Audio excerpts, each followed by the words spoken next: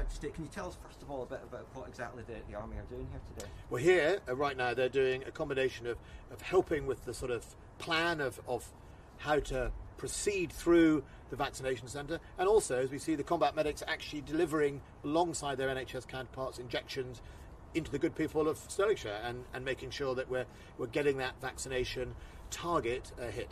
So why is it now exactly that the Army has stepped in to help with vaccination? It hasn't. The Army have been here right at the very beginning. They have been in departments in the Scottish Government, they have been in departments of the UK Government doing planning, dealing with testing and tracing, and we're just about to deploy a few hundred more in the testing process. You know, the vaccinations, if you remember, only started being delivered to the United Kingdom. We were one of the first in Europe, but only started, to be delivered. So what you see now is the end of the whole process. This is the front line, this is where people then get the injections. But all the planning, the tail of that planning has been going on for a long time, alongside the Scottish Government, alongside NHS Scotland, and that's why. So it's not only now. As the vaccines come into stock, as the demand is needed to be met, then we stand by for that ask. And the ask is generated by the Scottish Government.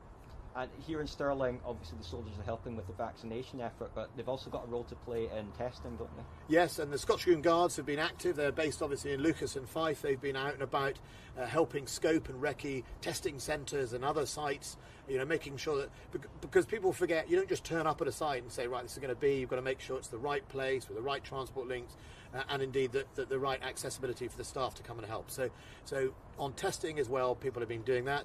And then on logistics, the delivery of the vaccines to the United Kingdom, planning how we get the vaccines distributed to the four corners of the United Kingdom, all of that has had military involvement as well.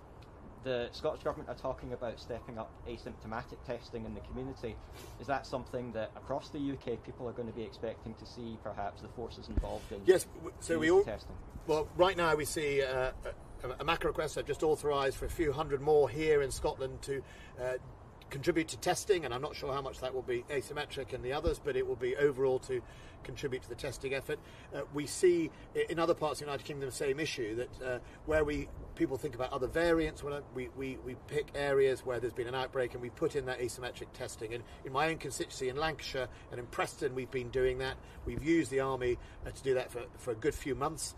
And it's absolutely a role that the Army is good at playing in supporting community mass testing.